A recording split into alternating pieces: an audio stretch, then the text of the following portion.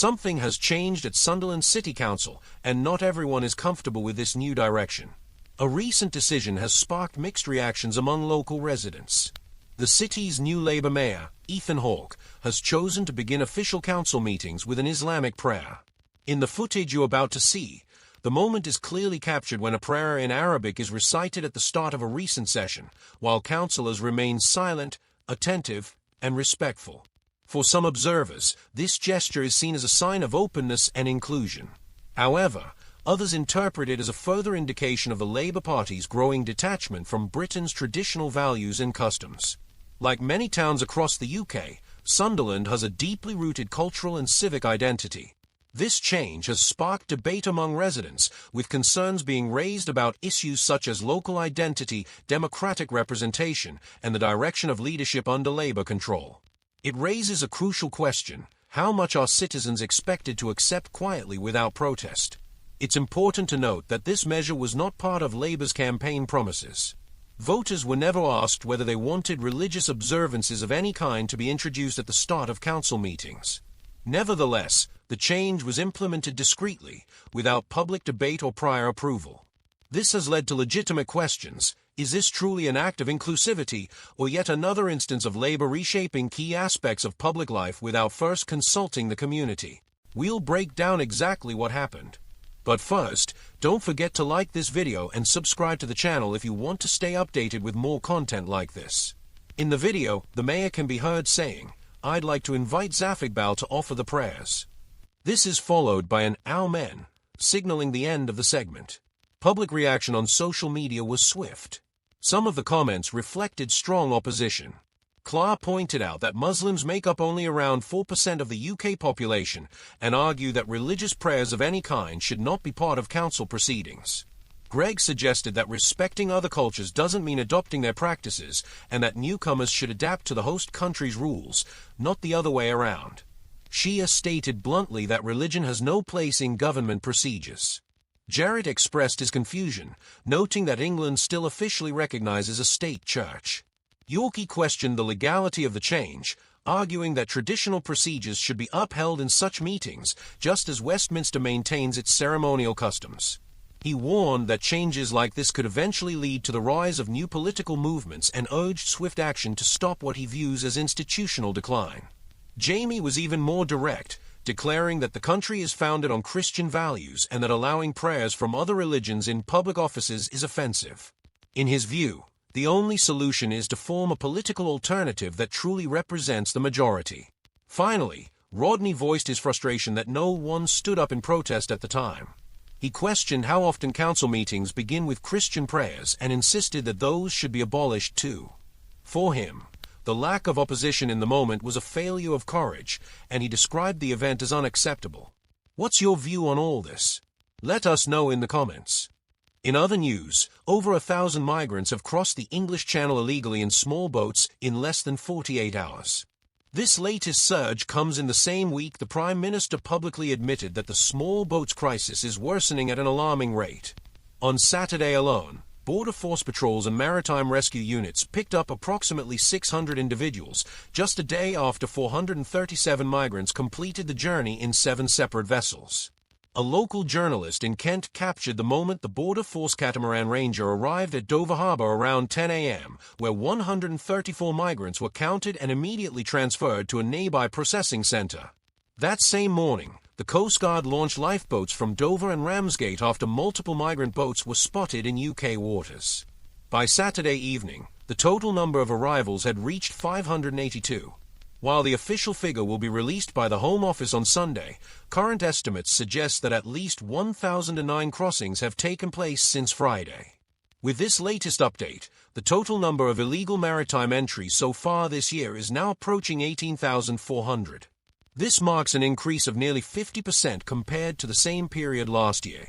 For comparison, by this time in 2024 there had been 12,313 crossings. In 2023, the number stood at 10,518, and in 2022, it was 11,690. This sharp rise has occurred despite what appears to be a tightening of security measures by French authorities along the northern coast. In recent days, French officers have been filmed using tear gas and pepper spray to disperse migrants attempting to board vessels near the shoreline. Some were also seen puncturing boats in shallow waters or directly on the beach, a tactic that has been used sporadically in recent years. Meanwhile, Prime Minister Keir Starmer has warned that visa restrictions could be imposed on countries that fail to cooperate in tackling illegal migration.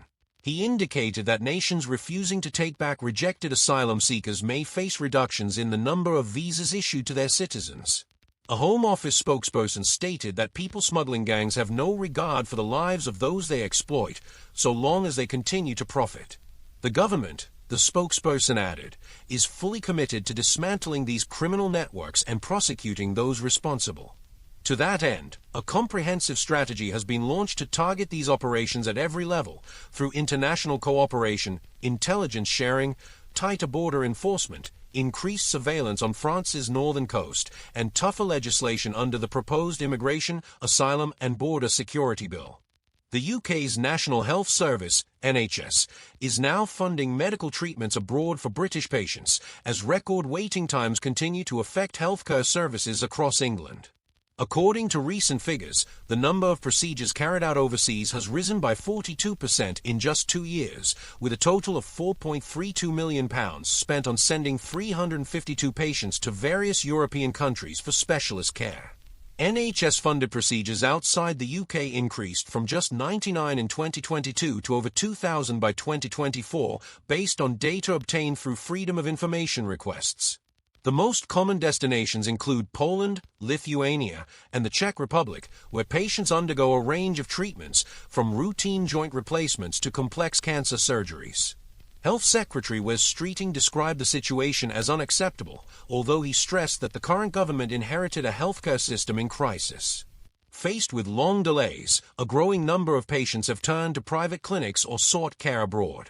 Streeting has pledged that his upcoming 10-year health plan will modernize the NHS and ensure patients receive timely treatment within the UK. He also highlighted recent progress: 3.6 million additional appointments delivered in under a year, a reduction of 250,000 people from the waiting list, and nearly 100,000 suspected cancer cases diagnosed early. Among the countries most frequently used, Poland topped the list with 72 NHS-funded treatments, followed by Germany with 59, Italy with 32, Belgium with 31, and Ireland with 26. However, despite handling fewer cases, Ireland proved to be the most expensive destination, accounting for approximately £3.15 million in spending over 3 years.